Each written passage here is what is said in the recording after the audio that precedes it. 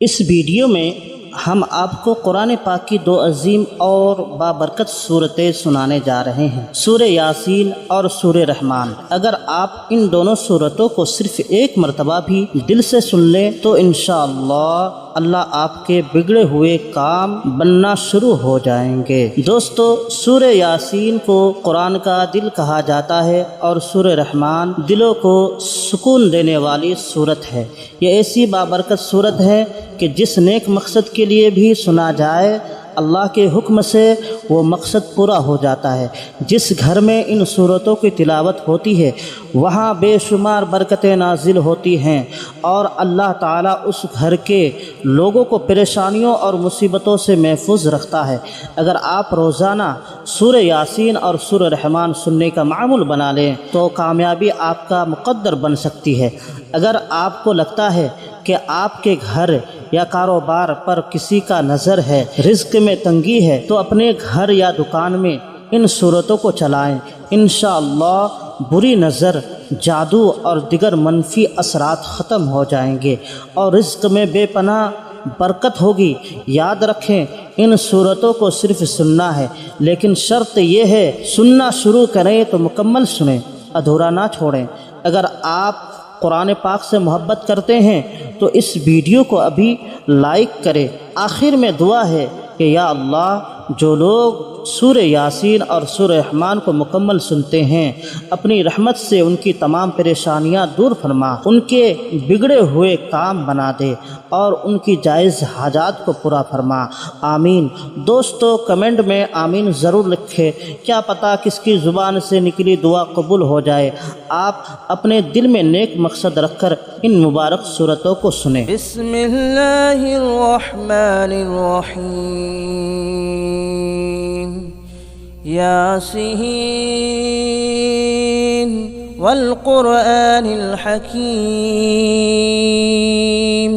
इन्नका लमिनल मुरसलीन अला सिरातिन मुस्तक़ीम तंज़ीलल अज़ीज़िर रहीम लितुंज़िर क़ौमन मा उन्ज़िर आबाउहुम फहुम गाफ़िलून। लक़द हक़्क़ल क़ौलु अला अक्सरिहिम फहुम ला युमिनून। इन्ना जअलना फ़ी अअनाक़िहिम अग़लालन फ़हिय इलल अज़क़ान फ़हुम मुक़महून। वजअलना मिन बैन अयदीहिम सद्दन वमिन खल्फ़िहिम सद्दन फ़अग़शयनाहुम फ़हुम ला युबसिरून। वसवाउन अलैहिम अअंज़रतहुम अम लम तुंज़िरहुम ला युमिनून। इन्नमा तुंज़िरु मन इत्तबअ अज़्ज़िक्र व ख़शिय अर्रहमान बिल्ग़ैब फ़बश्शिरहु बिमग़फ़िरतिन व अज्रिन करीम। इन्ना नहनु नुह्यिल मौता व नक्तुबु मा क़द्दमू व आसारहुम व कुल्ल शैइन अहसयनाहु फ़ी इमामिन मुबीन। वضرب لهم مثلا أصحاب القرية إذ جاءها المرسلون إذ أرسلنا إليهم اثنين فكذبوهما فعززنا بثالث فقالوا إنا إليكم مرسلون. قالوا ما أنتم إلا بشر مثلنا وما أنزل الرحمن من شيء إن أنتم إلا تكذبون قالوا ربنا يعلم إنا إليكم لمرسلون وما علينا إلا البلاغ المبين قالوا إنا تطيرنا بكم لئن لم تنتهوا لنرجمنكم وليمسنكم منا عذاب أليم قالوا طائركم معكم أئن ذكرتم بل أنتم قوم مسرفون وجاء من أقصى المدينة رجل يسعى قال يا قوم اتبعوا المرسلين اتبعوا من لا يسألكم أجرا وهم مهتدون وما لي لا أعبد الذي فطرني وإليه ترجعون أأتخذ من دونه آلهة إن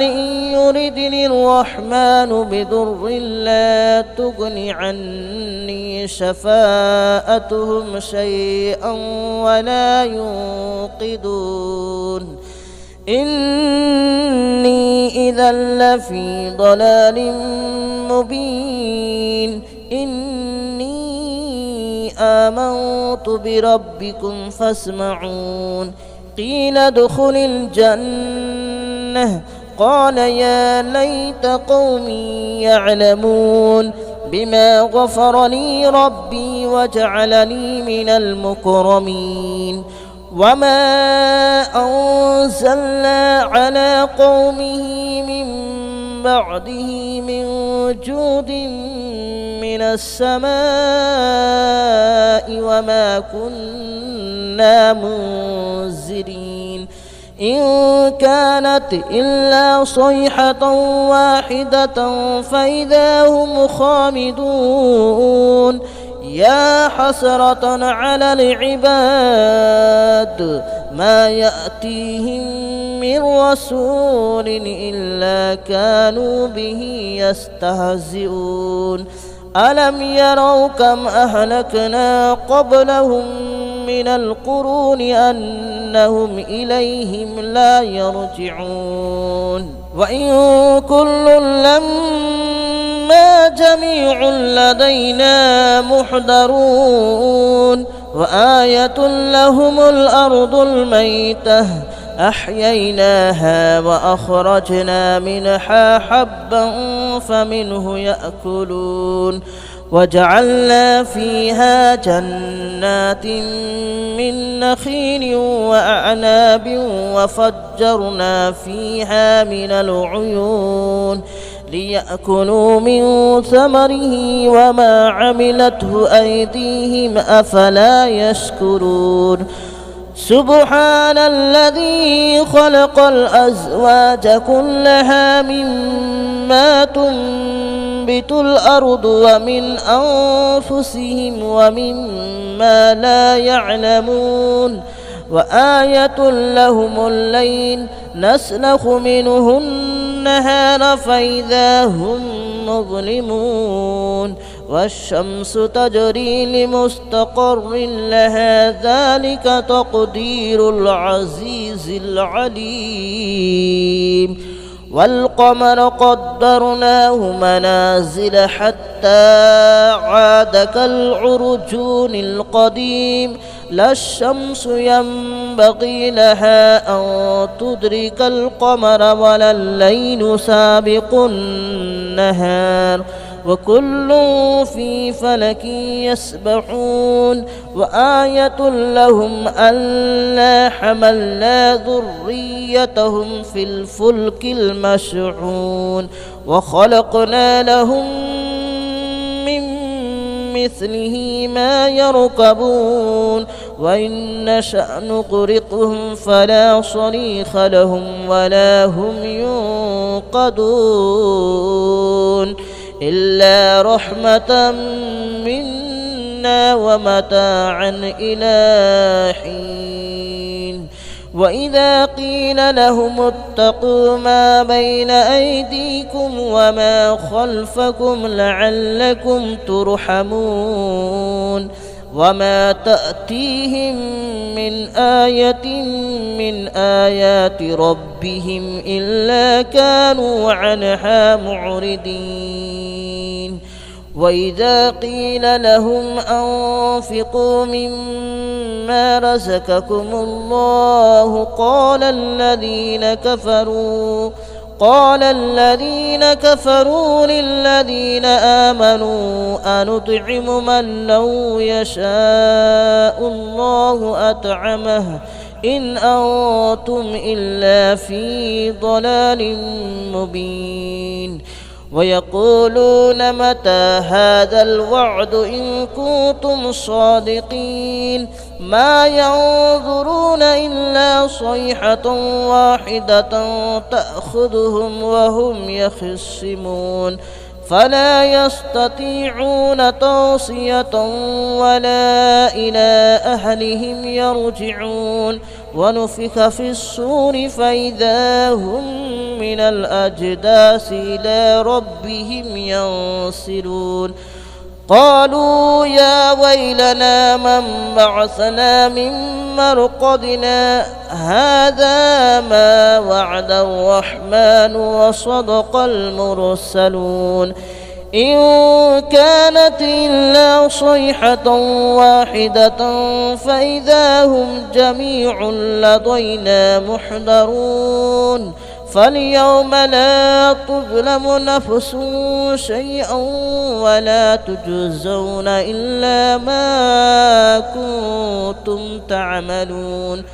إن أصحاب الجنة اليوم في شغل فاكهون هم وأزواجهم في ظلال على الأرائك متكئون لهم فيها فاكهة ولهم ما يدعون سلام قولا من رب رحيم وامتازوا اليوم أيها المجرمون ألم أعهد إليكم يا بني آدم ألا تعبدوا الشيطان ألم أعهد إليكم يا بني آدم ألا تعبدوا الشيطان إنه لكم عدو مبين وأن اعبدوني هذا صراط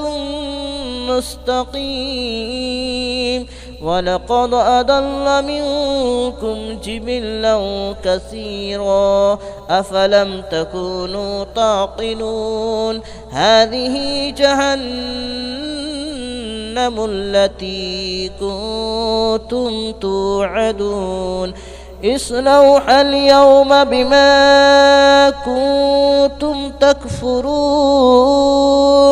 اليوم نختم على أفواههم وتكلمنا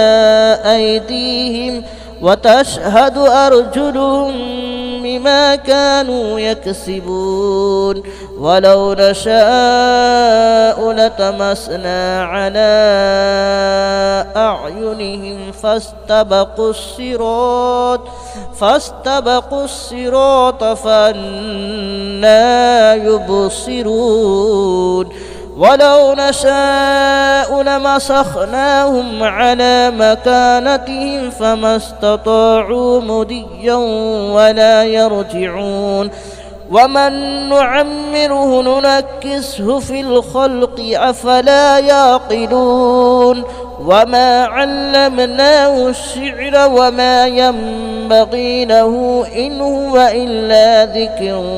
وقرآن مبين لينذر من كان حيا ويحق القول على الكافرين أولم يروا أنا خلقنا لهم مما عملت أيدينا أنعاما فهم لها مالكون وذللناها لهم فمنها ركوبهم ومنها يأكلون ولهم فيها منافع ومشارب أفلا يشكرون واتخذوا من دون الله آلهة لعلهم ينصرون لا يستطيعون نصرهم وهم لهم جند محضرون فلا يحزنك قولهم إنا نعلم ما يسرون وما يعلنون أولم ير الإنسان أنا خلقناه من نطفة فإذا هو خصيم مبين وضرب لنا مثلا ونسي خلقه قال من يحيي العظام وهي رميم قل يحييها الذي أنشأها أول مرة وهو بكل خلق عليم الذي جعل لكم من الشجر الأخضر نارا فإذا أنتم منه توقدون أوليس الذي خلق السماوات والأرض بقادر على أن يخلق مثلهم بلى وهو الخلاق العليم إنما أمره إذا أراد شيئا أن يقول له كن فيكون فسبحان الذي بيده ملكوت كل شيء وإليه ترجعون بسم الله الرحمن الرحيم الرحمن علم القرآن خلق الإنسان علمه البيان الشمس والقمر بحسبان والنجم والشجر يسجدان والسماء رفعها ووضع الميزان ألا تطغوا في الميزان وأقيموا الوزن بالقسط ولا تخسروا الميزان والأرض وضعها للأنام فيها فاكهة والنخل ذات الأكمام والحب ذو العصف والريحان فبأي آلاء ربكما تكذبان خلق الإنسان من صلصال كالفخار وخلق الجان من مارج من نار فبأي آلاء ربكما تكذبان رب المشرقين ورب المغربين فبأي آلاء ربكما تكذبان مرج البحرين يلتقيان بينهما برزخ لا يبغيان فبأي آلاء ربكما تكذبان يخرج منهما اللؤلؤ والمرجان فبأي آلاء ربكما تكذبان وله الجوار المنشآت في البحر كالأعلام فبأي آلاء ربكما تكذبان كل من عليها فان ويبقى وجه ربك ذو الجلال والإكرام فبأي آلاء ربكما تكذبان يسأله من في السماوات والأرض كل يوم هو في شأن فبأي آلاء ربكما تكذبان سنفرغ لكم أيها الثقلان فبأي آلاء ربكما تكذبان يا معشر الجن والإنس إن استطعتم أن تنفذوا من أقطار السماوات والأرض فانفذوا لا تنفذون إلا بسلطان فبأي آلاء ربكما تكذبان يرسل عليكما شواظ من نار ونحاس فلا تنتصران فبأي آلاء ربكما تكذبان فإذا انشقت السماء فكانت وردة كالدهان فبأي آلاء ربكما تكذبان فيومئذ لا يسأل عن ذنبه إنس ولا جان فبأي آلاء ربكما تكذبان يعرف المجرمون بسيماهم فيؤخذ بالنواصي والأقدام فبأي آلاء ربكما تكذبان هذه جهنم التي يكذب بها المجرمون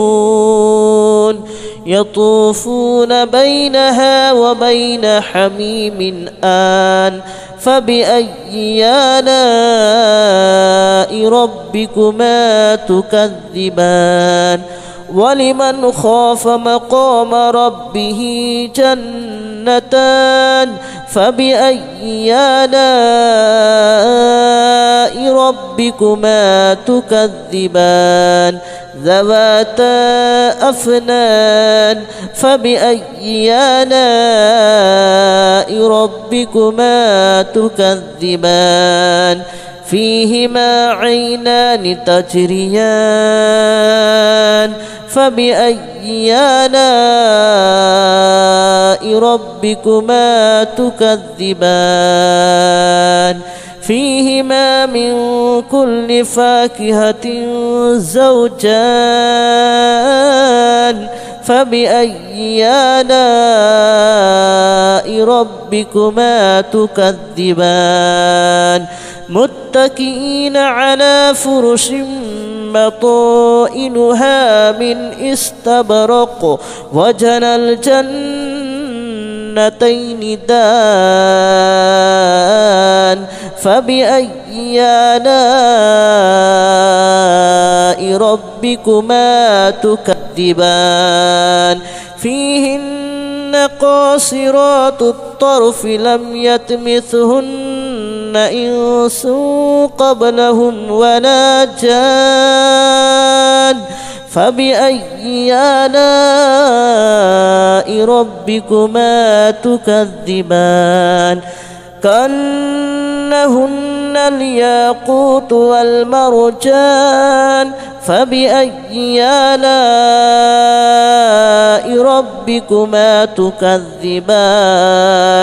هل جزاء الإحسان إلا الإحسان فبأي آلاء ربكما تكذبان ومن دونهما جنتان فبأي آلاء ربكما تكذبان مدهامتان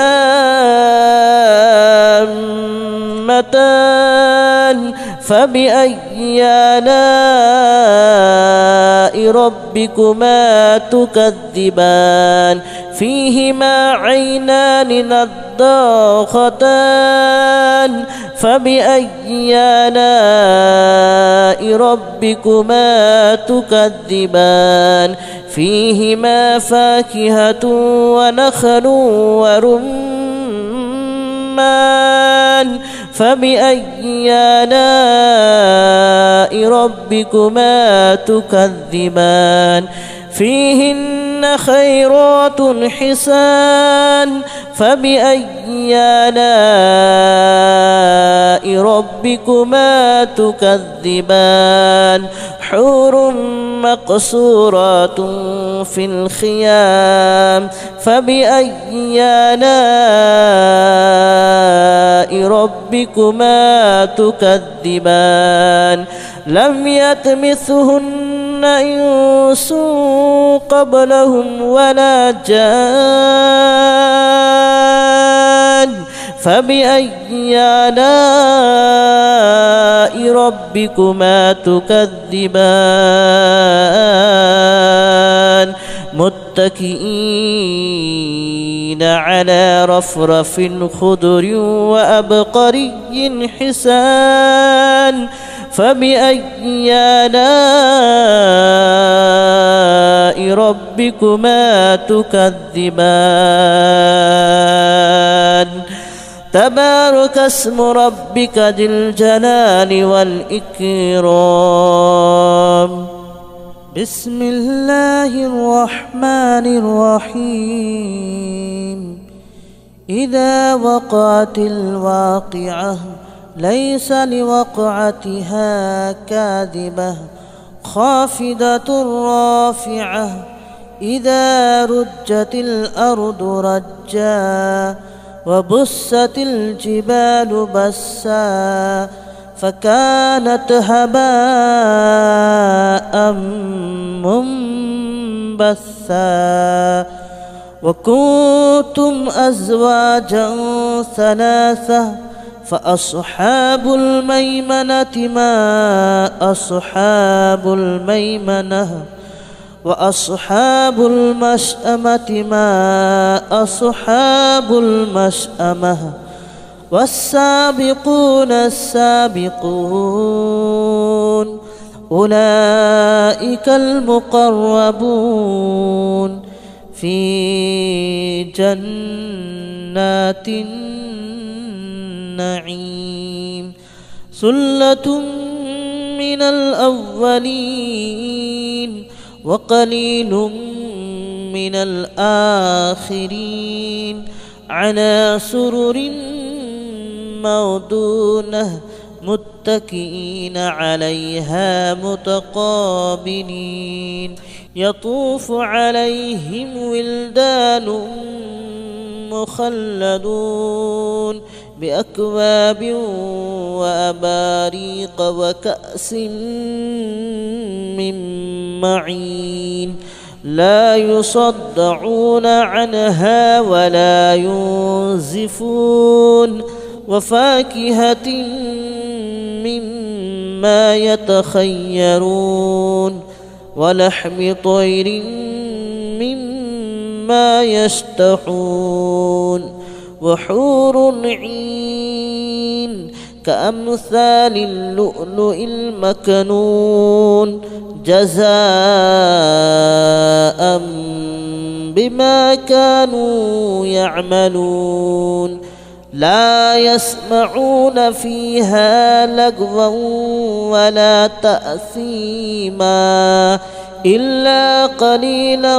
سلاما سلاما وأصحاب اليمين ما أصحاب اليمين في سدر مخدود وطلح منضود وظل ممدود وماء مسكوب وفاكهة كثيرة لا مقطوعة ولا ممنوعة وفرش مرفوعة إنا أنشأناهن إن شاء فجعلناهن أبكارا عربا أترابا لأصحاب اليمين ثلة من الأولين وثلة من الآخرين وأصحاب الشمال ما أصحاب الشمال في سموم وحميم وظل من يحموم لا بارد ولا كريم إنهم كانوا قبل ذلك مترفين وكانوا يصرون على الحنث العظيم وكانوا يقولون أئذا متنا وكنا ترابا وعظاما أئنا لمبعوثون أو آباؤنا الأولون قل إن الأولين والآخرين لمجموعون إلى ميقات يوم معلوم ثم إنكم أيها الضالون المكذبون لآكلون من شجر من زقوم فمالئون منها البطون فشاربون عليه من الحميم فشاربون شرب الحميم هذا نزلهم يوم الدين نحن خلقناكم فلولا تصدقون أفرأيتم ما تمنون أأنتم تخلقونه أم نحن الخالقون نحن قدرنا بينكم الموت وما نحن بمسبوقين على أن نبدل أمثالكم وننشئكم فيما لا تعلمون ولقد علمتم النشأة الأولى فلولا تذكرون أفرأيتم ما تحرثون أأنتم تزرعونه أم نحن الزارعون لو نشاء لجعلناه هطاما فظلتم تفكهون إنا لمغرمون بل نحن محرومون أفرأيتم الماء الذي تشربون أأنتم أنزلتموه من المزن أم نحن المنزلون لو نشاء جعلناه أجاجا فلولا تشكرون أفرأيتم النار التي تورون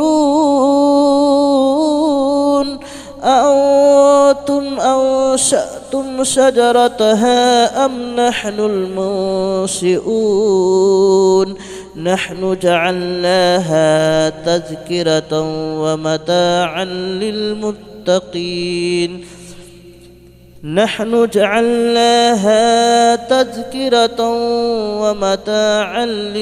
للمقوين فسبح باسم ربك العظيم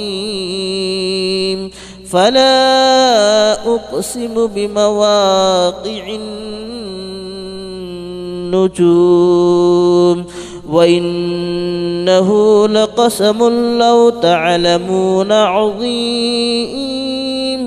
إنه لقرآن كريم في كتاب مكنون لا يمسه إلا المطهرون تنزيل من رب العالمين أفبهذا الحديث أنتم مدهنون وتجعلون رزقكم أنكم تكذبون فلولا إذا بلغت الحلقوم وأنتم حينئذ تنظرون ونحن أقرب إليه منكم ولكن لا تبصرون فلولا إن كنتم غير مدينين ترجعونها إن كنتم صادقين فأما إن كان من المقربين فروح وريحان وجنة نعيم وأما إن كان من أصحاب اليمين فسلام لك من أصحاب اليمين وأما إن كان من المكذبين الضالين فنزل من حميم وتصلية جحيم إن هذا لهو حق اليقين فسبح باسم ربك العظيم بسم الله الرحمن الرحيم ياسين والقرآن الحكيم إنك لمن المرسلين على صراط مستقيم تنزيل العزيز الرحيم لتنذر قوما ما أنذر آباؤهم فهم غافلون لقد حق القول على أكثرهم فهم لا يؤمنون إنا جعلنا في أعناقهم أغلالا فهي إلى الأذقان فهم مقمحون وجعلنا من بين أيديهم سدا ومن خلفهم سدا فأغشيناهم فهم لا يبصرون وسواء عليهم أنذرتهم أم لم تنذرهم لا يؤمنون إنما تنذر من اتبع الذكر وخشي الرحمن بالغيب فبشره بمغفرة وأجر كريم. إنا نحن نحيي الموتى ونكتب ما قدموا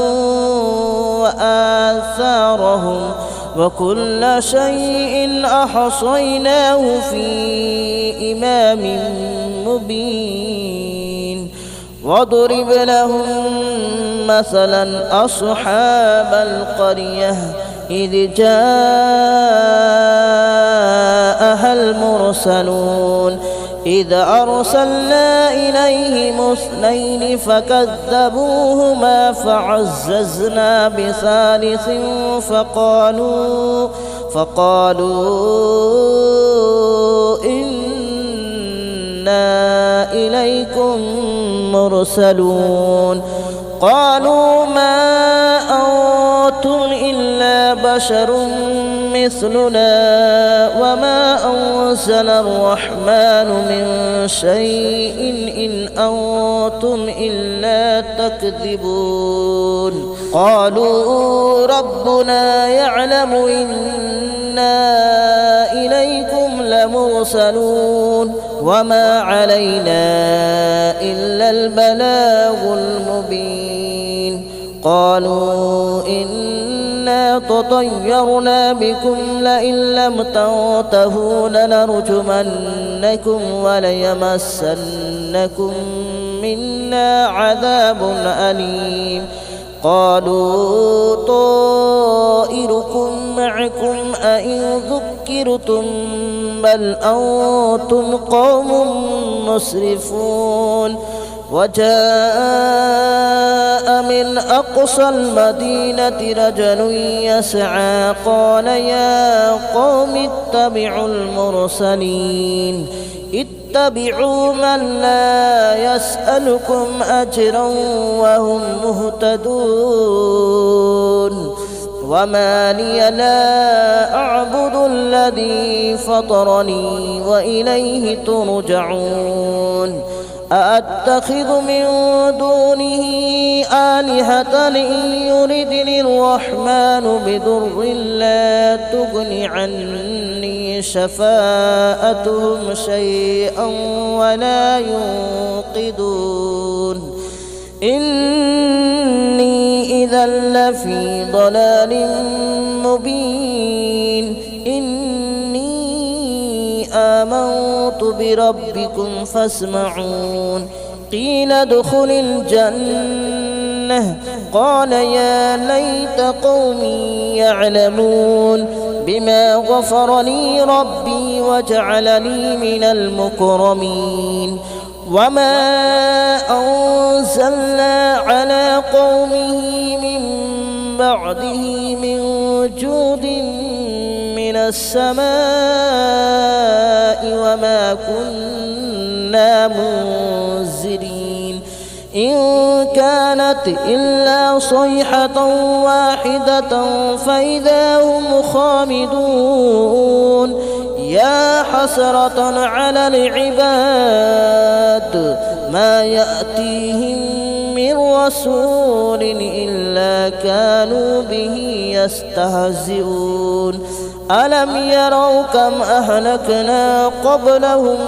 من القرون أنهم إليهم لا يرجعون. وإن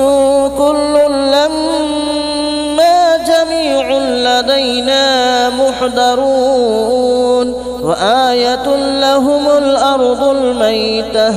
أحييناها وأخرجنا منها حبا فمنه يأكلون. وجعلنا فيها جنات من نخيل وأعناب وفجرنا فيها من العيون ليأكلوا من ثمره وما عملته أيديهم أفلا يشكرون. سبحان الذي خلق الأزواج كلها مما تنبت الأرض ومن أنفسهم ومما لا يعلمون. وآية لهم الليل نسلخ منه النهار فإذا هم مظلمون والشمس تجري لمستقر لها ذلك تقدير العزيز العليم والقمر قدرناه منازل حتى عاد كالعرجون القديم لا الشمس ينبغي لها أن تدرك القمر ولا الليل سابق النهار وكل في فلك يسبحون وآية لهم ألا حملنا ذريتهم في الفلك المشحون وخلقنا لهم من مثله ما يركبون وإن نشأ نغرقهم فلا صريخ لهم ولا هم ينقذون إلا رحمة منا ومتاعا إلى حين وإذا قيل لهم اتقوا ما بين أيديكم وما خلفكم لعلكم ترحمون وما تأتيهم من آية من آيات ربهم إلا كانوا عنها معرضين وإذا قيل لهم أنفقوا مما رزقكم الله قال الذين كفروا للذين آمنوا أنطعم من لو يشاء الله أطعمه إن أنتم إلا في ضلال مبين ويقولون متى هذا الوعد إن كنتم صادقين ما ينظرون إلا صيحة واحدة تأخذهم وهم يخصمون فلا يستطيعون توصية ولا إلى أهلهم يرجعون ونفخ في الصور فإذا هم من الأجداث إلى ربهم ينسلون قالوا يا ويلنا من بعثنا من مرقدنا هذا ما وعد الرحمن وصدق المرسلون إن كانت إلا صيحة واحدة فإذا هم جميع لدينا محضرون فاليوم لا تظلم نفس شيئا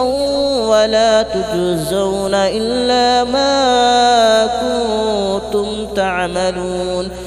إن أصحاب الجنة اليوم في شغل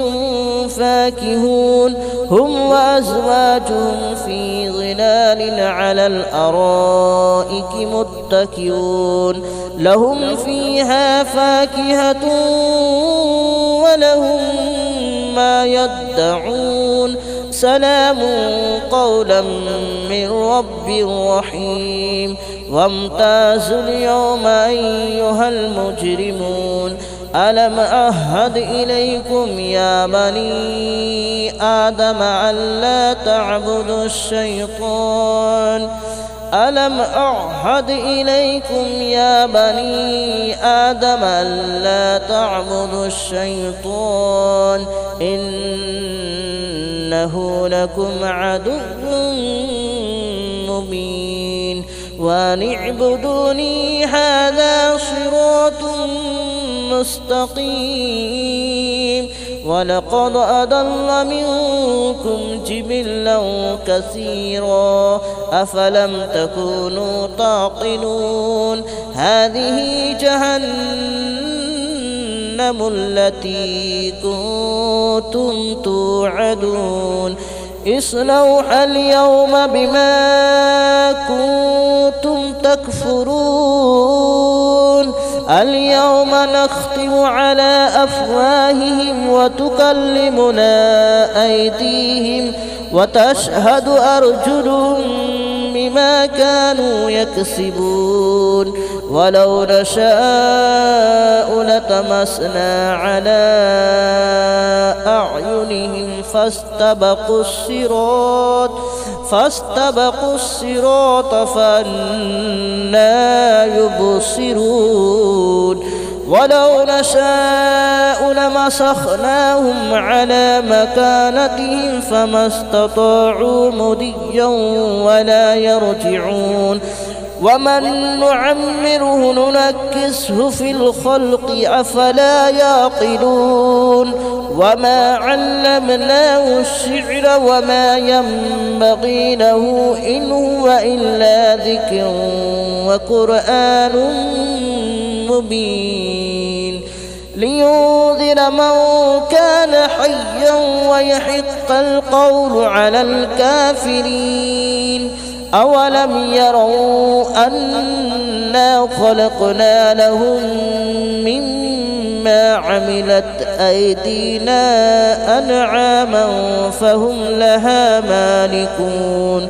وذللناها لهم فمنها ركوبهم ومنها يأكلون ولهم فيها منافع ومشارب أفلا يشكرون واتخذوا من دون الله آلهة لعلهم ينصرون لا يستطيعون نصرهم وهم لهم جند محضرون فلا يحزنك قولهم إنا نعلم ما يسرون وما يعلنون أولم ير الإنسان أنا خلقناه من نطفة فإذا هو خصيم مبين وضرب لنا مثلا ونسي خلقه قال من يحيي العظام وهي رميم قل يحييها الذي أنشأها أول مرة وهو بكل خلق عليم الذي جعل لكم من الشجر الأخضر نارا فإذا أنتم منه توقدون أوليس الذي خلق السماوات والأرض بقادر على أن يخلق مثلهم بلى وهو الخلاق العليم إنما أمره إذا أراد شيئا أن يقول له كن فيكون فسبحان الذي بيده ملكوت كل شيء وإليه ترجعون بسم الله الرحمن الرحيم الرحمن علم القرآن خلق الإنسان علمه البيان الشمس والقمر بحسبان والنجم والشجر يسجدان والسماء رفعها ووضع الميزان ألا تطغوا في الميزان وأقيموا الوزن بالقسط ولا تخسروا الميزان والأرض وضعها للأنام فيها فاكهة والنخل ذات الأكمام والحب ذو العصف والريحان فبأي آلاء ربكما تكذبان خلق الإنسان الإنسان من صلصال كالفخار وخلق الجان من مارج من نار فبأي آلاء ربكما تكذبان رب المشرقين ورب المغربين فبأي آلاء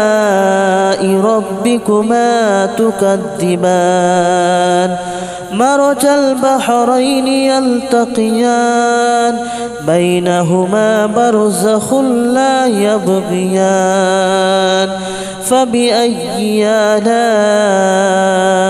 ربكما تكذبان يخرج منهما اللؤلؤ والمرجان فبأي آلاء ربكما تكذبان وله الجوار المنشآت في البحر كالأعلام فبأي آلاء ربكما تكذبان كل من عليها فان ويبقى وجه ربك ذو الجلال والإكرام فبأي آلاء ربكما تكذبان يسأله من في السماوات والأرض كل يوم هو في شأن فبأي آلاء ربكما تكذبان سنفرغ لكم أيها الثقلان فبأي آلاء ربكما تكذبان يا معشر الجن والإنس إن استطعتم أن تنفذوا من أقطار السماوات والأرض فانفذوا لا تنفذون إلا بسلطان فبأي آلاء ربكما تكذبان يرسل عليكما شواظ من نار ونحاس فلا تنتصران فبأي آلاء ربكما تكذبان فإذا انشقت السماء فكانت وردة كالدهان فبأي آلاء ربكما تكذبان فيومئذ لا يسأل عن ذنبه إنس ولا جان فبأي آلاء ربكما تكذبان يعرف المجرمون بسيماهم فيؤخذ بالنواصي والأقدام فبأي آلاء ربكما تكذبان هذه جهنم التي يكذب بها المجرمون يطوفون بينها وبين حميم آن فبأي آلاء ربكما تكذبان ولمن خاف مقام ربه جنتان فبأي آلاء ربكما تكذبان ذواتا أفنان فبأي آلاء ربكما تكذبان فيهما عينان تجريان فبأي آلاء ربكما تكذبان فيهما من كل فاكهة زوجان فبأي آلاء ربكما تكذبان متكئين على فرش بطائنها من استبرق وجنى الجنتين دان فبأي آلاء ربكما تكذبان فيهن قاصرات الطرف لم يطمثهن إنس قبلهم ولا جان فبأي آلاء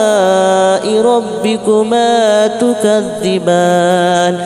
كأنهن الياقوت والمرجان فبأي آلاء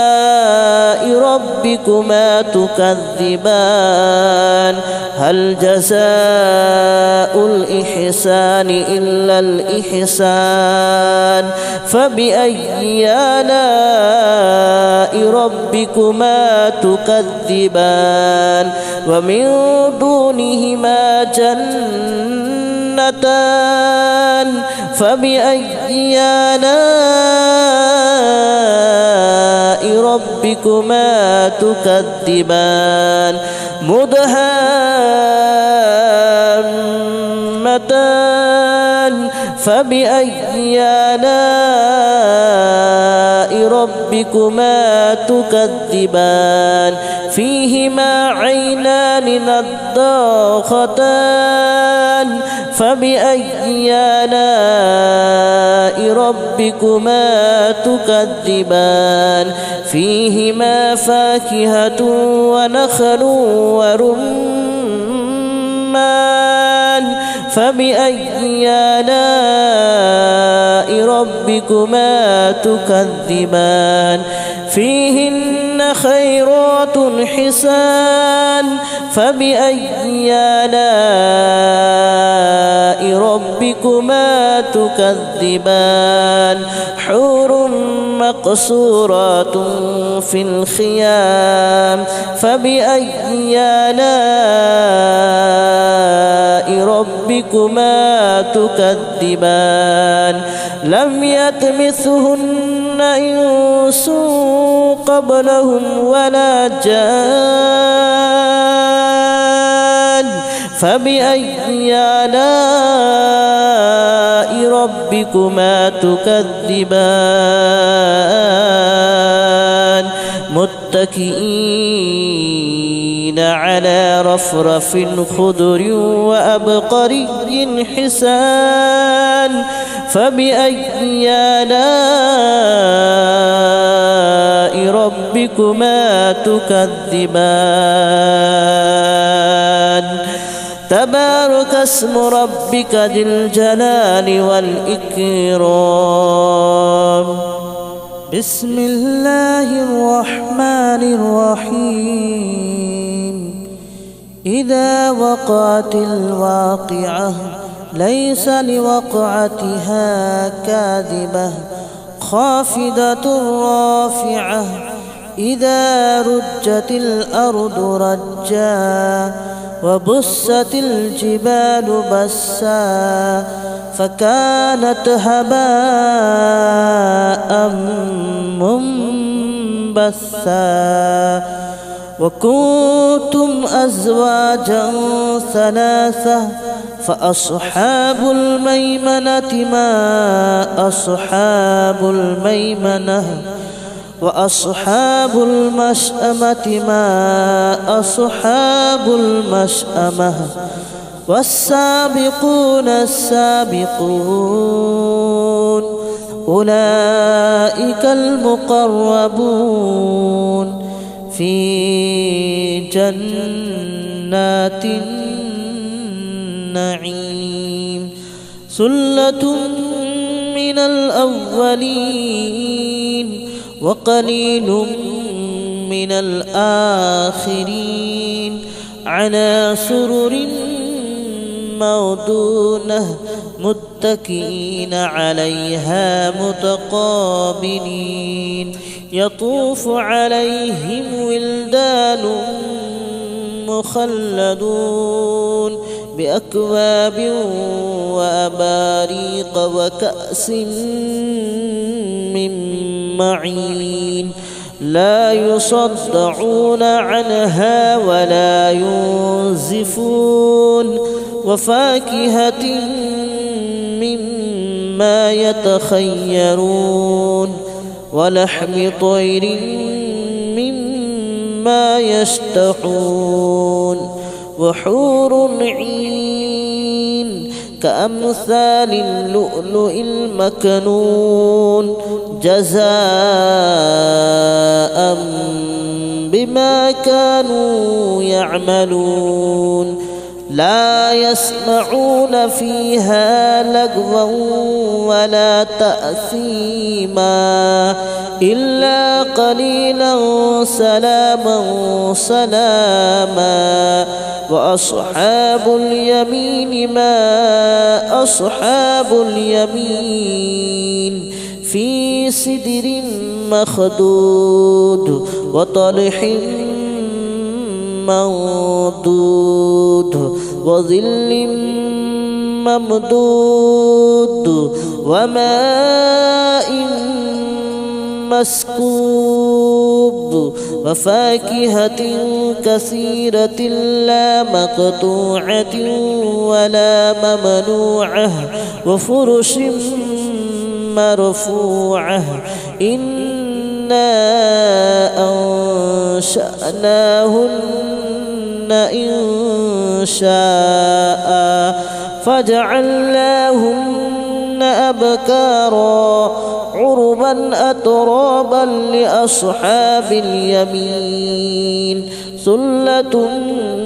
من الأولين وثلة من الآخرين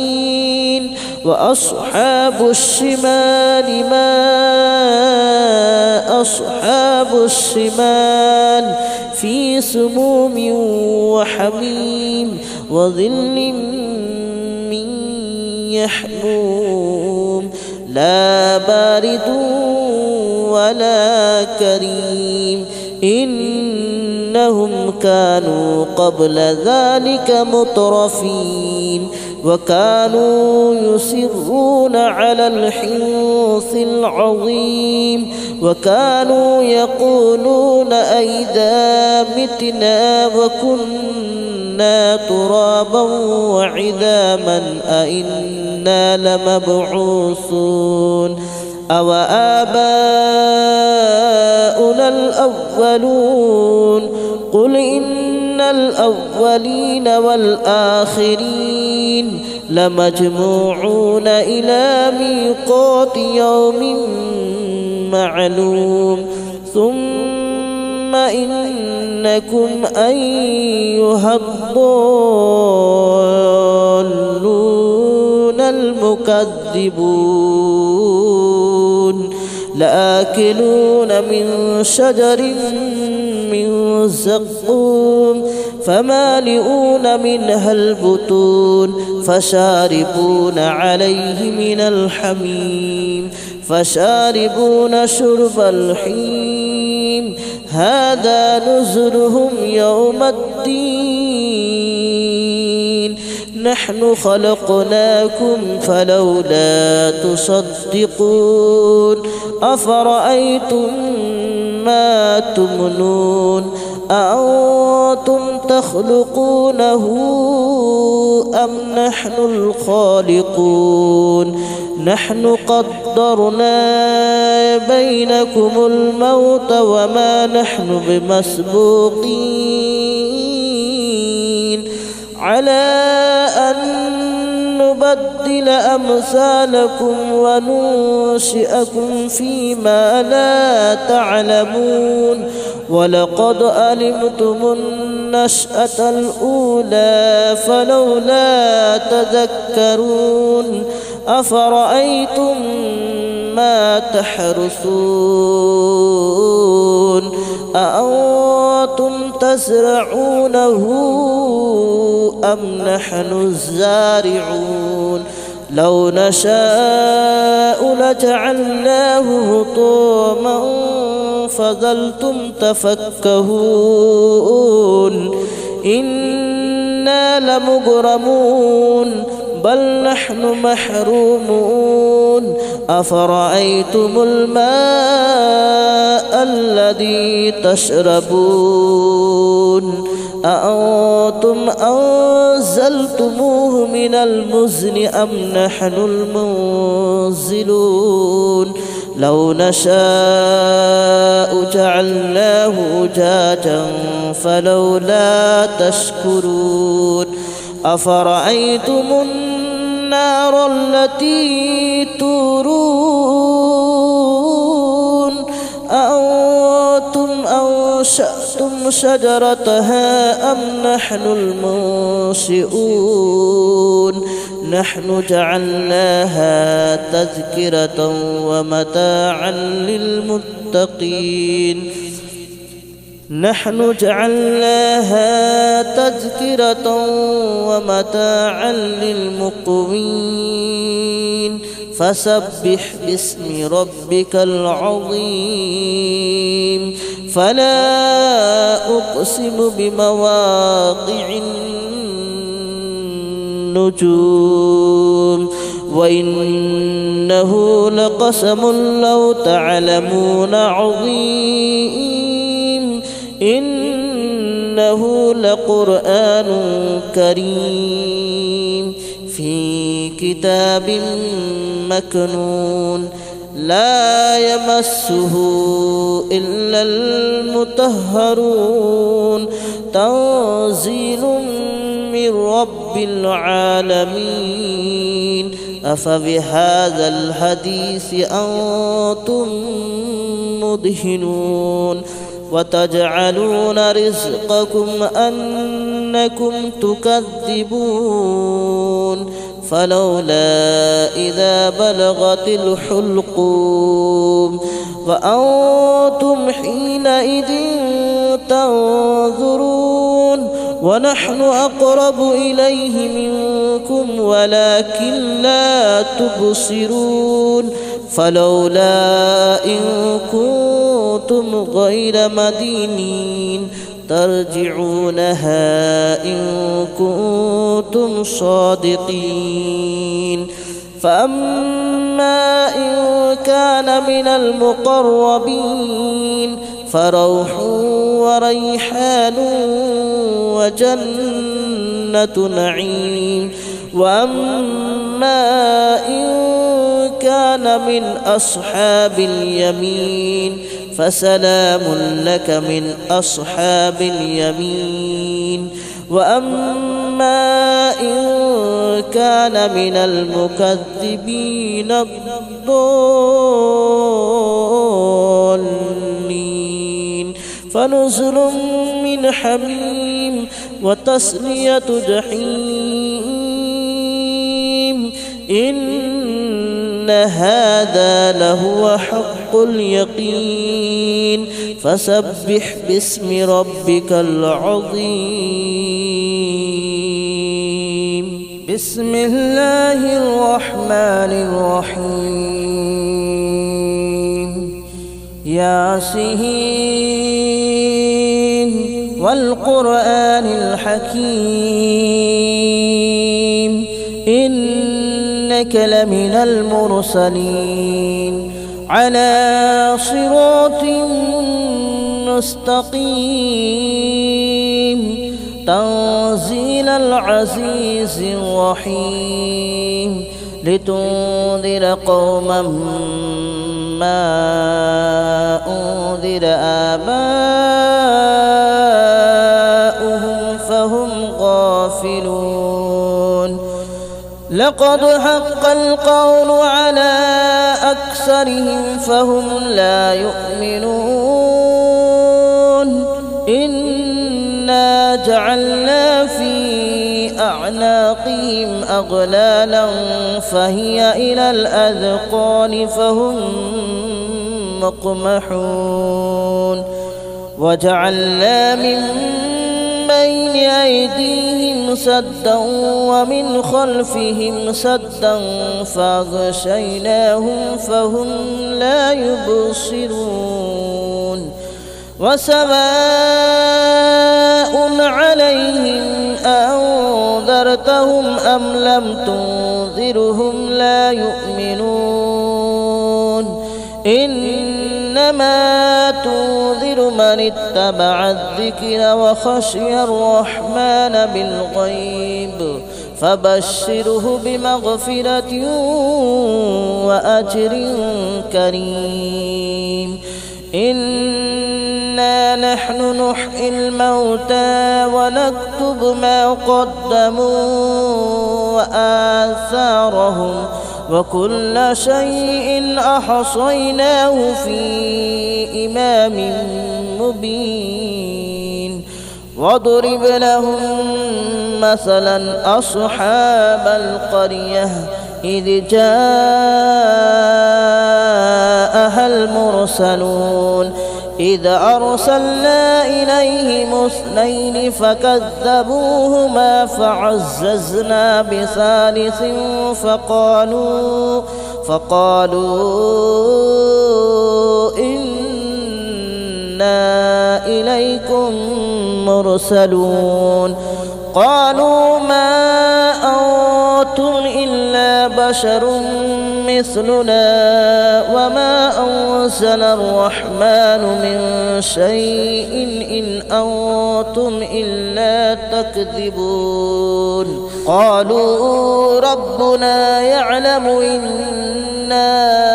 إليكم لمرسلون وما علينا إلا البلاغ المبين قالوا إنا تطيرنا بكم لئن لم تنتهوا لنرجمنكم وليمسنكم منا عذاب أليم قالوا طائركم معكم أئن ذكرتم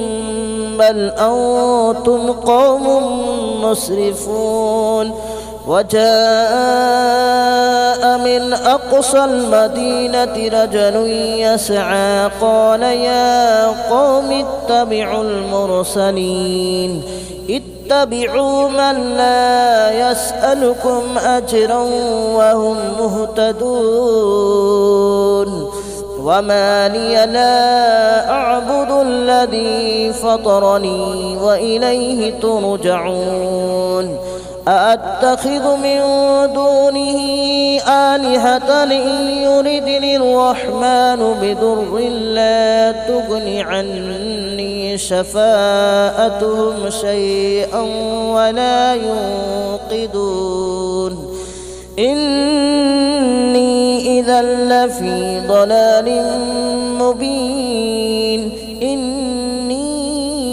آمنت بربكم فاسمعون قيل ادخل الجنة قال يا ليت قومي يعلمون بما غفر لي ربي وجعلني من المكرمين وما أنزلنا على قومه من بعده من جود من السماء وما كنا منزلين إن كانت إلا صيحة واحدة فإذا هم خامدون يا حسرة على العباد ما يأتيهم من رسول إلا كانوا به يستهزئون ألم يروا كم أهلكنا قبلهم من القرون أنهم إليهم لا يرجعون وإن كل لما جميع لدينا محضرون وآية لهم الأرض الميتة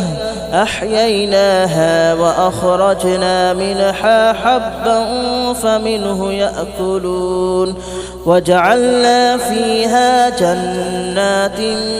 من نخيل وأعناب وفجرنا فيها من العيون ليأكلوا من ثمره وما عملته أيديهم أفلا يشكرون سبحان الذي خلق الأزواج كلها مما تنبت الأرض ومن أنفسهم ومما لا يعلمون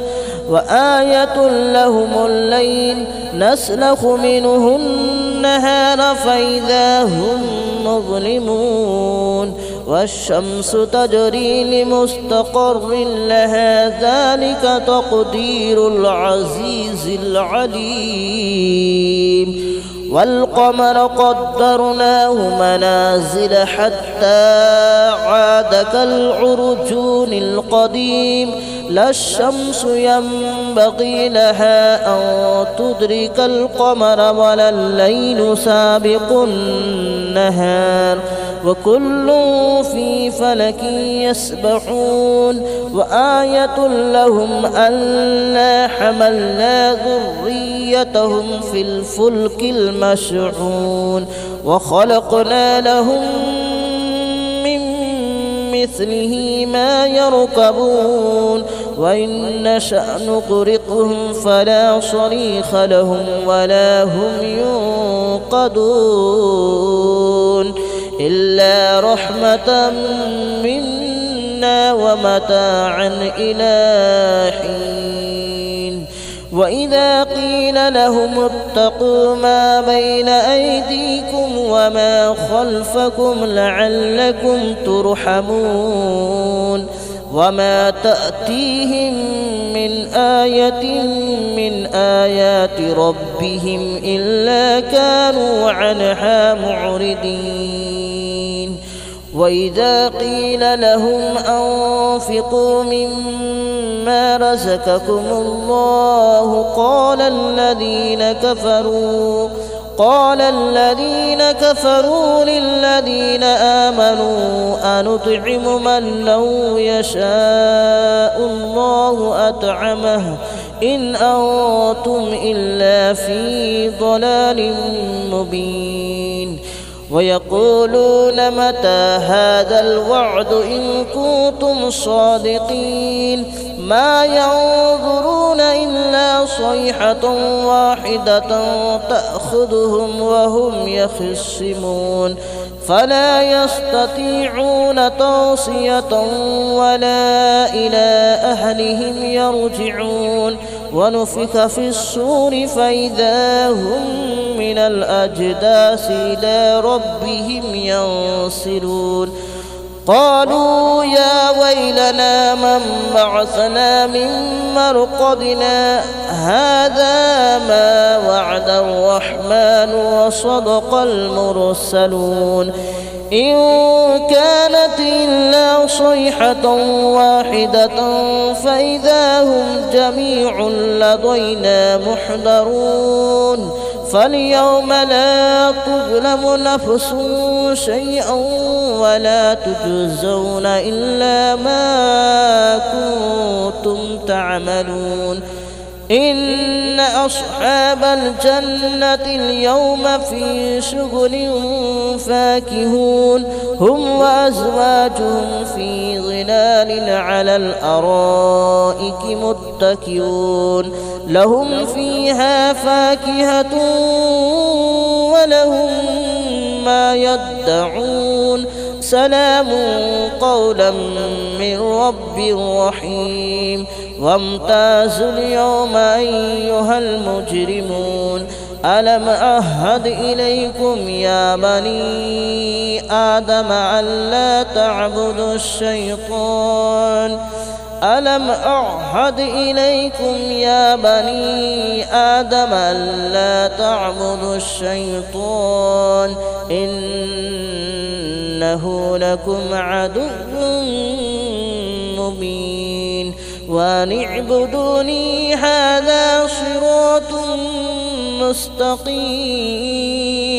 ولقد أضل منكم جبلا كثيرا أفلم تكونوا تعقلون هذه جهنم التي كنتم توعدون اصلوها اليوم بما كنتم تكفرون اليوم نختم على أفواههم وتكلمنا أيديهم وتشهد أرجلهم بما كانوا يكسبون ولو نشاء لطمسنا على أعينهم فاستبقوا الصراط فأنى يبصرون ولو نشاء لمسخناهم على مكانتهم فما استطاعوا مضيا ولا يرجعون ومن نعمره ننكسه في الخلق أفلا يعقلون وما علمناه الشعر وما ينبغي له إن هو إلا ذكر وقرآن مبين لينذر من كان حيا ويحق القول على الكافرين أولم يروا أنا خلقنا لهم مما عملت أيدينا أنعاما فهم لها مالكون وذللناها لهم فمنها ركوبهم ومنها يأكلون ولهم فيها منافع ومشارب أفلا يشكرون واتخذوا من دون الله آلهة لعلهم ينصرون لا يستطيعون نصرهم وهم لهم جند محضرون فلا يحزنك قولهم إنا نعلم ما يسرون وما يعلنون أولم ير الإنسان أنا خلقناه من نطفة فإذا هو خصيم مبين وضرب لنا مثلا ونسي خلقه قال من يحيي العظام وهي رميم قل يحييها الذي أنشأها أول مرة وهو بكل خلق عليم الذي جعل لكم من الشجر الأخضر نارا فإذا أنتم منه توقدون أوليس الذي خلق السماوات والأرض بقادر على أن يخلق مثلهم بلى وهو الخلاق العليم إنما أمره إذا أراد شيئا أن يقول له كن فيكون فسبحان الذي بيده ملكوت كل شيء وإليه ترجعون بسم الله الرحمن الرحيم الرحمن علم القرآن خلق الإنسان علمه البيان الشمس والقمر بحسبان والنجم والشجر يسجدان والسماء رفعها ووضع الميزان ألا تطغوا في الميزان وأقيموا الوزن بالقسط ولا تخسروا الميزان والأرض وضعها للأنام فيها فاكهة والنخل ذات الأكمام والحب ذو العصف والريحان